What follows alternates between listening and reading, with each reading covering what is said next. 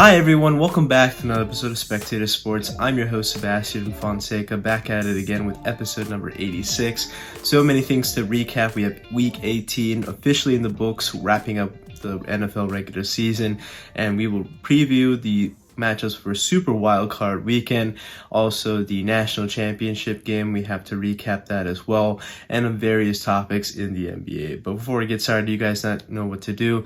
There's some housekeeping that we have to do. Like this video, subscribe to the channel if you haven't done so already. We are so close to hitting our first landmark goal. And if you want to get clips from this episode, you can get that on TikTok and Instagram, also from our playlist here on YouTube, and you can get the entire audio of this podcast on Spotify. All links are in the description. The 2023 NFL regular season is officially in the books, and we have collapses. We've had ascents into the playoffs, and we're going to break that all down. To start off, we have the Buffalo Bills, who were left for dead at around Thanksgiving time. They were 6-6 at the 11th spot at that moment in time. The Dolphins had a solid 2-game lead, kind of a favorable schedule heading into the final month. The Dolphins stumble against the Titans and later the Baltimore Ravens. The Buffalo Bills win out and set up this AFC East Championship game on Sunday night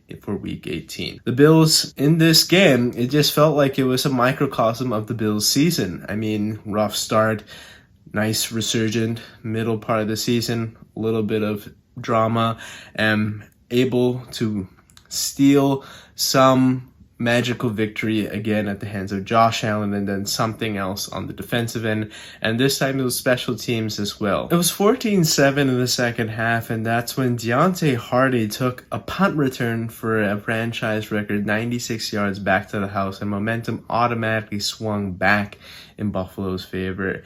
I was really interested to see about this matchup because the last time these two teams played in Week 5, the physicality of Buffalo was too much for a team like Miami to overcome. And this matchup, they are without Raheem Mostert, Jalen Waddle. Their defense is decimated and razor thin, especially at the edge rusher position. And for Buffalo to exploit that, especially in the trenches and also on the back end, was very evident on Sunday night. When Tyreek Hill is already somewhat compensated, Tua has very limited options at that point. And yet again, when the lights shine the brightest, Tua and the Miami Dolphins came up short. We've seen so many times that, with the exception of that win at home against the Dallas Cowboys on Christmas Eve, that Miami hasn't been able to step up to the plate and get a landmark or a season-defining victory. And they had so many opportunities, and they're really going to look back at this year, especially with that blown Monday night game against the Tennessee Titans. That is a team that has nothing really left to play for, and Will Levis and the crew stole that game on Monday night and let Buffalo get back into the mix. The Bills defense faced so many challenges this year. They had injuries across the board, defensive line, linebacking core, and the secondary. But the nice thing about that is that they happened early. When these injuries happened early, their depth was tested, yes, at that moment in time. But the good thing is that they had time to integrate. They had softer parts of the schedule to get playing time. And these younger Bills defensive members have been able to step up to the plate. And you saw them shut down the run, and now, of course, no Raheem Mostert, but still Devin Achane, still a very talented back. And that really was a big thing where when the defense can pin their ears back and the safeties can come into the box, crowd that line of scrimmage a little bit more, and have those windows close and tighten just a little bit for Tua to try and attempt to fit these balls into guys like Tyreek Hill, for example. Again, Miami's got exposed, and we're going to break down their playoff matchup, but huge blown opportunity, and they're going to have to go on the road to Kansas City. For Buffalo, I mean, what a magical run it's been. Like I said, left for dead at 6-6 around Thanksgiving time, and now they're the AFC second seed in one of the toughest conferences that we've seen in recent memory, and that guarantees them at least 2 home playoff games until they play the Baltimore Ravens if they were to meet up in the AFC Championship game. But I really like what Buffalo has done. I think they have a pretty nice chance to get to the AFC Championship game. Whether or not they'll get there remains to be seen. But I think the way that they're looking right now, they were doubted, counted out, and kudos to Sean McDermott for righting the ship, making that in-season change from Ken Dorsey to Joe Brady, and it's changed the offense entirely. The Bills really have what it takes to be not just a dark horse, but a true Super Bowl contender. Black Monday is just one of the darkest days in the NFL. You know that their entire coaching staff's entire lives changed, unfortunately, due to poor seasons, and that could be just with the circumstances, disappointments, or just ownership deciding to go in a different direction. Two already happened on Monday, the first being Arthur Smith at precisely 12:01, just as the clock struck midnight. Arthur Smith is dismissed as Falcons head coach, and this is coming on the back of 3 consecutive 7-10 seasons. I thought when that 2021 coaching cycle was coming about, I mean, he was a pretty hot commodity coming out of Tennessee, that he was able to help with the resurrect Ryan Tannehill's career in Tennessee. Now, the problem was that Atlanta just had this revolving door. They had the last remnants of Matt Ryan in 2021. They tried to go with Marcus Mariota, Desmond Ridder in 2022, commit to Desmond Ridder here in 2023, benched him, had Taylor Heineke. There was no stability at the quarterback position. And when a guy is known to have an offense, it's not like he had somebody established and then he was unfortunately taken out due to some random injury. He had opportunities, and maybe it's partially due to the GM as well. But the fact that you haven't seen any type of production despite some really talented pieces in the receiving room, the running back room, it just hasn't turned out in Atlanta's favor. And also just the play calling as a whole. I mean, Bijan Robinson not getting a lot of touches. Kyle Pitts kind of falling out of the rotation last year was really appalling. Drake London doesn't get enough targets a game. And I think that was really Arthur Smith's downfall right there. In a division where it's extremely weak and they had opportunities, I mean, heading into December, again, they were probably up there for the lead in the division, but just could not come up with wins. Lost to the Panthers, who've only won 2 games on the year, lost to the Titans. It's mostly just due to Desmond Ridder and the lack of ball security. And I don't know if that was his call or the GM's call to pick Desmond Ridder, but it's clear that Atlanta really needs a quarterback now. Is Justin Fields going to be available? It remains to be seen, but that would be a really good person to implant into this lineup. Obviously, you need an offensive coach that can cultivate his talent into a successful system. The Commanders have fired Ron Rivera.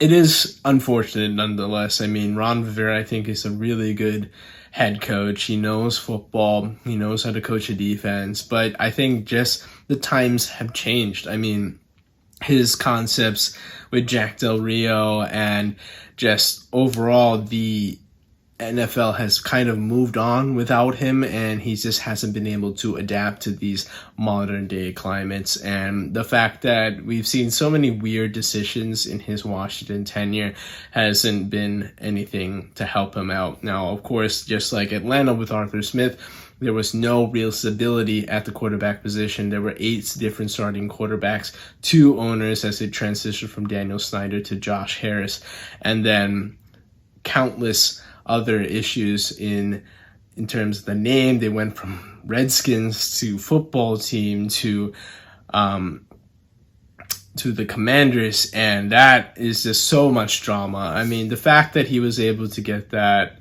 division championship in 2020 despite having a losing season was pretty credible. I mean, that was probably the best team that gave the Tom Brady Buccaneers trouble, and I think you got to give credit to that, absolutely. But the fact that Ron hasn't been able to grow, I mean, the losing record, 24-40 this year, ended the year on an 8-game losing streak. And you had some good looks. I mean, you had some encouraging signs after Sam Howell had a couple of nice looks last year, especially at the end of the regular season, and had a really good preseason. You thought you might have this guy, but unfortunately, it just didn't turn out to be like that. The best thing about this, though, for Washington is that they have the number 2 overall pick. Chicago now owns the 1 pick, but they may not even take a quarterback. And, of course, any team can leapfrog Washington, but they're absolutely guaranteed a Caleb Williams or a Drake May for the future. I still think it would be Caleb Williams. That would be an extraordinary plus to draft for Washington, but it obviously comes down to if they want to move up and take him at number 1 or something else.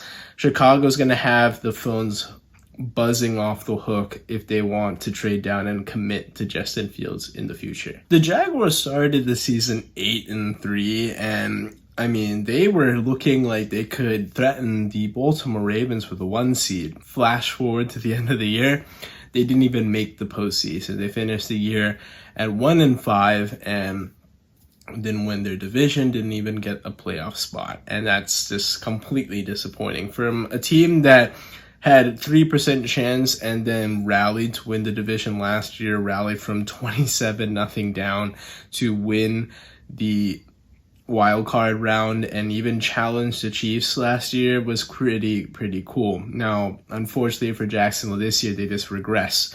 A lot of things have to do with Trevor Lawrence. I mean, yes, he was banged up. He had a ton of injuries. But when he was even active and healthy, we've seen all these issues come up again. Turnovers. He's led the league with most lost fumbles since entering the league in 2021. So many poor interceptions, and a few, especially in this last game against Tennessee, some of them were tipped, some of them were dropped. You can't blame it on Trevor Lawrence. But I've seen a lot of tape of Trevor Lawrence saying that it just hasn't really come together. There are spurts, absolutely, but I just don't think he has proven enough yet to earn a contract extension. The big thing now is that he's heading into a year 4, and I think a lot of talks, especially for top pick like Trevor Lawrence, is that you already tried to get the 5th-year option and then talk about a contract extension. Now, he has had a playoff win, and I think he's done quite a bit in his young career, but there still hasn't been a lot of consistency just yet. Still has a losing record, still makes poor decisions. For the Jaguars as a whole, I mean, this is going to have to come back to Doug Peterson. He was hired here to cultivate and nurture, grow Trevor Lawrence into a franchise quarterback. And then we've seen it in spurts, but not at a consistent basis. There's this wild and rogue thing that he's done. I mean, just like in the Tennessee Titans game when there was a clear play call in the huddle about just handing it off, but Trevor Lawrence didn't go with that. He tried to go with a QB sneak. Didn't work out, and that was basically the last chance Jacksonville had. And Trevor Lawrence came into the league as this generational talent out of Clemson, and he's shown the traits. He has the tools, big guy, big arm, but it just comes down to decision making. And for a team that was having so much momentum, had acquired additional talent, but hasn't been able to put it together. I understand there were injuries at key positions, and Trevor Lawrence missed the game as well, but it just wasn't good enough. They should have been able to coast to this division title. Like said, they're going to be sitting home earlier than expected, and that's frankly very disappointing for the Jacksonville Jaguars. It's time to preview the NFL Super Wildcard Weekend matchups next week, and we have a really juicy slate, especially with the Browns and the Houston Texans. In the first matchup, we can't really take that into account when previewing this because CJ Stroud wasn't available, but they've been able to respond from that loss, and they've now are hosting a postseason game for the first time since 2019.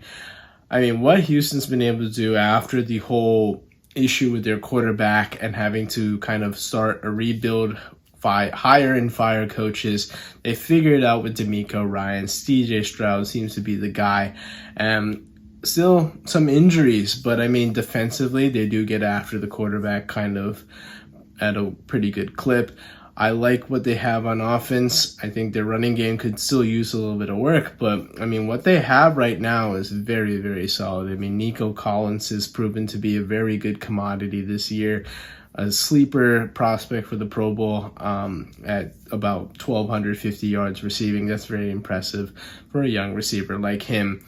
And despite them missing out on Tank Dell, I mean, he was having a great year, but unfortunately broke his leg and he's done for the season. It's been really nice to see Houston respond after such a very poor slumping series of years from 2020 to last year. And now they have the quarterback, they have the coach, and across the other side, we have Joe Flacco, who has been under a career resurgence after a couple years with the Jets and being a fringe player in this league. I mean, he's been on the practice squad and maybe making a start or two. He's made a handful of starts this year, and now is the Browns' fourth starting quarterback. He has taken the Browns to the playoffs. With what they're doing with Kevin Stefanski being a great play caller, they have a marquee defense with units from the defensive line, linebacking core, and the secondary being able to force turnovers, be tenacious, and wreck a game, especially with Myles Garrett. I think that is just the ability to keep this game close, and I think I trust the veteran quarterback like Joe Flacco, and maybe CJ Stroud will again prove me wrong this year. But I feel like in this matchup, I'm going to have to lean with the Cleveland Browns to escape Houston with the victory. It's funny how we got here with the Miami Dolphins and the Kansas City Chiefs. I mean, these two teams in October look like they were going to be meeting in the divisional round, if not the AFC Championship game. Instead, we're getting this in the first round of the NFL playoffs at the wild card stages. And I mean, both teams have been disappointing. The defending champs haven't been able to figure it out on offense, and Patrick Mahomes has done everything he can, but his BP levels have risen to new heights, unfortunately, due to just so many drop passes by this lackluster receiving crew.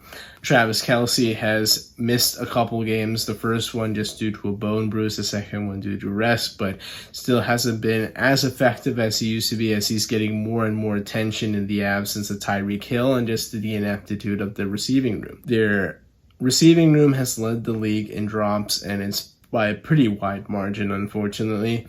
And while their defense has been carrying them in game, they can only do so much. And I feel like, yes, they have a very good defensive line led by Chris Jones, but Miami can find ways maybe to pick holes in this defense. They have one of the fastest offenses ever. The problem is that the weather for next weekend is going to be cold. We're talking about below zero, and for a team like Miami, who plays in sunny South Beach, Florida, is going to be a huge test. Now, Tyreek Hill is used to it, but I don't think his teammates, especially his quarterback who grew up in Hawaii, is going to be too fond of this type of weather, unfortunately.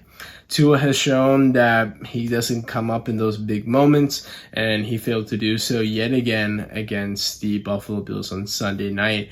I don't think they have what it takes, because especially when playing on the road, this might be just too much to ask for.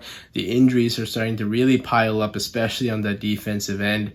And I mean, I'm not very confident in the Chiefs, but I think just because they have that experience in these moments, they'll be able to edge out the Miami Dolphins and escape to the divisional round. Steelers Bills, I mean, the Steelers and Mike Tomlin have been able to do it yet again. Win and keep their non-losing streak alive for the 17th consecutive year. I mean, what a feat that is for Mike Tomlin. He hasn't had stability at the quarterback position after Ben Roethlisberger retired. And even so, I mean, there's been times that Ben has missed games. Since then, I mean, you've had Mason Rudolph, you've had Mitchell Trubisky, and then you had Kenny Pickett, but it seems that the go-to option right now is Mason Rudolph. In the last 3 games, I mean, he's done enough to get the Steelers into the postseason, and they're going to stick with him. Now, I do think this is where the magic carpet ride ends here. I mean, at 10-7, it's really great, but the fact that there's going to be a compensated TJ Watt. We don't even know he's going to be able to suit up for this game to a sprained MCL. I think that really just takes out any chances that the Pittsburgh Steelers have in this game. I'm not taking them for granted, but when you talk about postseason matchups, it's going to take a marquee, a Hall of Fame littered defense to carry a team. And when you just have a guy like Mason Rudolph, it's going to pose some problems. Their offensive line hasn't been good at creating running lanes for Najee Harris and Jalen Warren. They have issues with pass protection as well. And they have some pretty good pieces. I mean, George Pickens and Deontay Johnson are pretty good wide receivers. But let's face it, I mean, the Buffalo Bills defense is just so physical, and they have Josh Allen. So I would love this to be a close matchup, but I think out of all the matchups that we have on Wild Card Weekend, this is the most likely to be susceptible to a major rout. And I'm going to pick the Buffalo Bills to coast to this victory. The Packers and Cowboys are meeting in another matchup in the postseason, and we haven't seen these two teams go head-to-head in the postseason for quite some time. But it's good to see that Jordan Love and the Green Bay Packers have been able to get out of their midseason rut and find a way to get into the postseason. In a win-and-in situation, they beat Chicago. Jordan Love has proven to be the franchise quarterback after a season of not a lot of expectation, but it was really an audition for long-term positioning as the quarterback for the Green Bay Packers. But Jordan Love finished it. He did it. And now anything after this is going to be icing on the cake. Now, we shouldn't take the Green Bay Packers for granted because they have a really hot offense. Their running game is pretty good. And Dallas's defense, as high-flying and as fast and strong as they are, they definitely are susceptible to the running game. So I wouldn't be surprised if Green Bay is able to put up some points, but it's a question of whether or not their defense can slow down this Dallas offense. Because right now, this Dallas offense is flying high. CeeDee Lamb is playing like the second best receiver in the NFL. Dak Prescott is looking phenomenal, keeping the turnovers down. We'll see what happens, but I think Dallas really has what it takes, especially playing at home for these two postseason matchups. They have a very good shot to make the NFC Championship game, so I'll take the Dallas Cowboys to win by 10-point margin at least against the Green Bay Packers. The Rams and Lions in another matchup where a key player is making their return to their former home. Matthew Stafford was the best quarterback in Detroit franchise history. He was drafted in 2009, took those 0-16 Lions into a couple postseason matchups, even 3, but just could not go it over the hump and win a playoff game. That's mainly due to management, not him. And as soon as he was traded over to LA, he was able to do so and prove that he can be a Super Bowl champion and take the LA Rams to the Super Bowl and win it. When you have the surrounding pieces around you, you can do really well, and he did so in 2021. And last year, he had some time to miss, unfortunately, due to that injury to his back and concussions, but this year he's been solid. He's back in the Pro Bowl. This is going to be an emotional time. I mean, he spent the majority of his career in Detroit, and he's done everything he could to get Detroit back on the map. Unfortunately, just organizational issues failed him, and he had to find his way out. Now, his counterpart that was traded in that deal to Detroit, Jared Goff, was outcasted. I mean, the first year that you're over in Detroit, you have a winless year for much of the year until early December. You see your former team with most of your teammates that you played for, unfortunately, win a Super Bowl. That is hard to watch. I mean, you were there in that Super Bowl and you couldn't get it done, but immediately after you leave, your team wins without you. It's very, very hurtful, I understand. It's kind of like what DeMar DeRozan probably went through when Toronto won the NBA Finals in 2019. But with Jared Goff, I mean, he has responded. He built something. He's been building something with Dan Campbell. The Detroit Lions have now won their first division title in over 30 years. And what they've been able to do, hosting a playoff game, that's a huge landmark. And I just hope the lights aren't shining too bright, because this is a classic case. Maybe it's the moment too big for such a young team like Detroit. They may be just happy to be here. I don't think so. I think they're really hungry and they want to prove something, but the last time we saw this happen, especially like on Thanksgiving, they fell flat against Green Bay. Now, I'm not saying the same thing's going to happen this time. I'm pretty confident that the Detroit Lions can handle business against a team like LA, but LA is definitely pretty imposing. They have really good receivers. Matthew Stafford gets the ball out quick, and if they're able to do so with this younger defense, they are definitely a team that's very capable of upsetting the Detroit Lions just due to lack of experience. But I'm going to take Detroit in a close game, and it's going to be one of the more exciting games you'll see in Super Wildcard Weekend. The Eagles and Bucs are meeting up on Monday Night Football, and the Bucs have been a team that inched their way into the playoffs. They haven't looked extraordinary, but I mean, the fact is that they won a division that only one team could get out of. I mean, at 9-8, nothing extraordinarily impressive, but they were basically the best amongst the worst. And now they host a postseason matchup against the Philadelphia Eagles, a team they played earlier this year. Now, Philly is coming into this game undergoing one of the most incredible collapses I've ever seen. After not only losing 4 out of 5, they piled on to losing 5 out of 6, embarrassing themselves at MetLife Arena. AJ Brown got hurt. We don't know about his status for the game. Jalen Hurts dislocated his middle finger. Thankfully, he's able to pop it back in, and it seems that he'll be able to go for the wild card matchup. But I mean, let's face it, Philly hasn't looked good. They have looked terrible. They did not come up to play in a game that they could use to build some momentum. This team is just utterly broken. I went in a deep dive last week in their collapse, and it just gotten worse. And to be honest, I don't have any confidence in the Eagles. No matter who it is, Matt Patricia, Sean Desai, Nick Sirianni, this team is just fundamentally very, very bad, especially on the defensive end. Their linebacking core cannot tackle, they cannot cover. Tampa Bay's offense is pretty good. Mike Evans is one of the best receivers still to this league. You have Chris Godwin as well, very good piece. I'm confident that the Bucs are going to be able to beat the Philadelphia Eagles, and they'll be able to put this team out of its misery. I mean, it's just been so miserable since December rolled around, loss after loss, blowout, heartbreaking loss, blown lead, whatever you want to call it.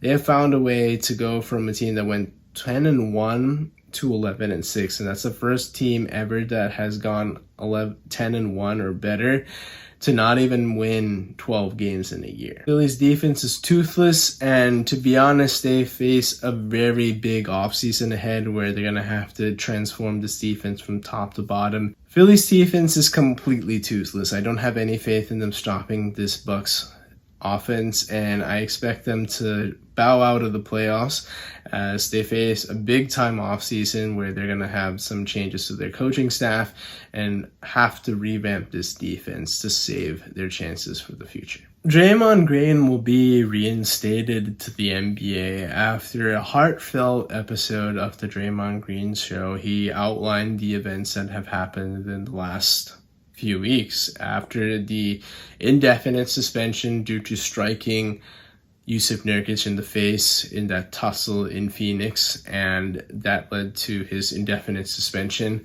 He went into his man cave. He didn't really get out of there. He stayed there, sulked, whatever you want to call it, and took a little bit of time to get out of there. And then he had conversations with Adam Silver saying that he is debating retirement.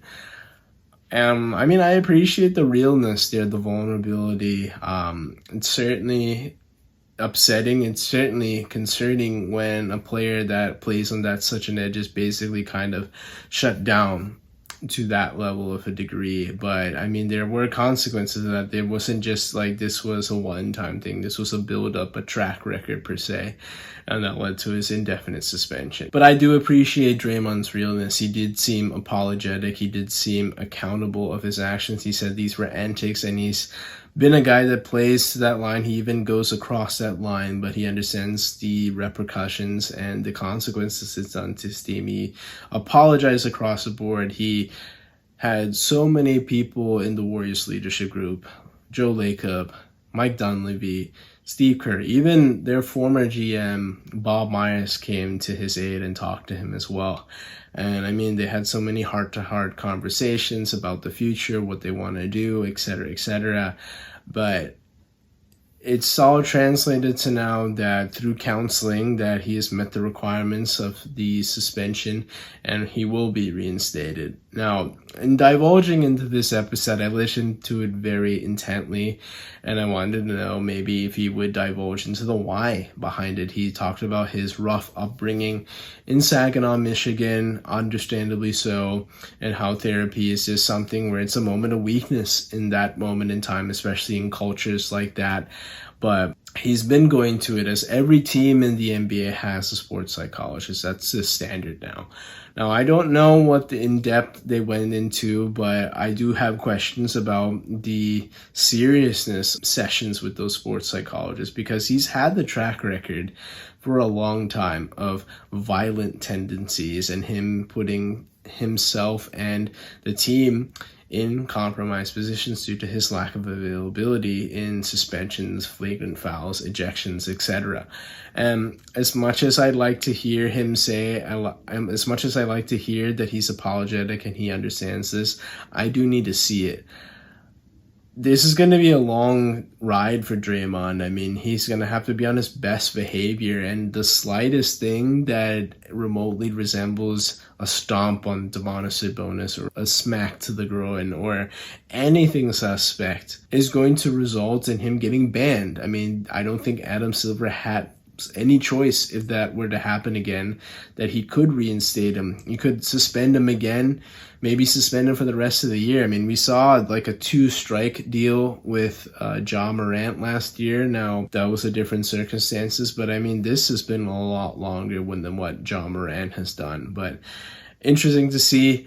I definitely wish Draymond nothing but the best, but I definitely still question whether or not he's able to hold himself to a standard and just hold his emotions in check and not let the Warriors pay for his inactions. Now, I do think that Draymond is remorseful. I mean, including this, now it does remain to be seen that if Draymond will be able to be consistent on the court and be a level-headed player, because, I mean, while he did apologize to everybody, including Steph, for the leadership comments that Stephen A. Smith made on First Take, I still question whether or not Draymond will be able to stay on the court, and I need to see this for a long amount of time. Otherwise, he may end up getting banned permanently from the NBA. The Michigan Wolverines have just won the national championship from a season of sign stealing and Jim Harbaugh's suspension. It is icing on the cake to finally get to the mountaintop after so many heartbreaks, so many times coming up short with Michigan, his alma mater. Jim Harbaugh has done it, and now he's a head coach that has won in the NFL, has won in college, but now has won a championship. I mean, he's gotten there before. He's gotten to a Super Bowl. He's gotten to bowl games. He's gotten to the college football playoff. But this time, he's a champion. He did it with Michigan. And Michigan, on this entire run, the perfect season, they've been dominant. I mean, with a test against Alabama, who I thought would be their biggest test of the year, outcoached one of the best coaches ever in this game. And now do this. They handled business. I mean, they didn't just eke out this victory. They pulled away. They won by 3 touchdowns against Washington. They held Michael Penix Jr., who is one of the better quarterbacks in this league, and clamped down on this Washington Husky offense to just 13 points. It was teetering in this game to being a complete blowout. I mean, credit to Washington for keeping them in it for so long, and then until the turnovers really piled up at the end, miscues, and the lack of scoring was just enough to propel Michigan to the championship that they won. I think the biggest thing is this physicality. The Big Ten is a physical conference, and the Pac-12 is finesse, it's speed, it's a lot of jet motion and stuff, and that just doesn't do well for a team like Washington going up against a team like Michigan. That first half, I mean, Donovan Edwards, 2 big 40-yard gains for touchdowns, just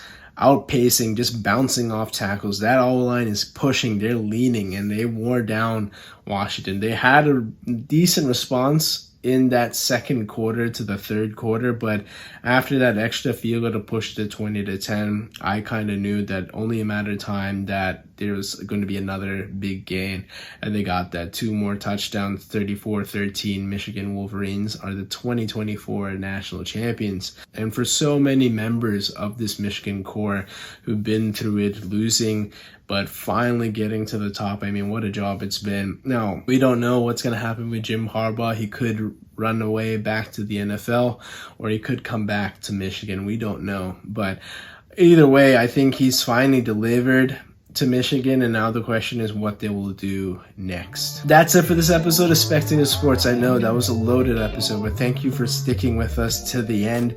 You guys know what to do. We have some housekeeping business to do. We're so close to hitting our goal. Please help us out. Like this video, subscribe to the channel. It helps out with this performance. It helps grow this channel. This is what we want to do. We want to get out there to more people out there. We want Spectator Sports to grow. We want it to flourish like it did last year, and it's continuing to do so in 2024. And for clips of this episode, you can get it on TikTok, Instagram, you can get it on YouTube as well in our playlist, and the entire audio, like I said, is going to be on Spotify. All links are in the description. Take care, and I'll catch you on the next one. Take care.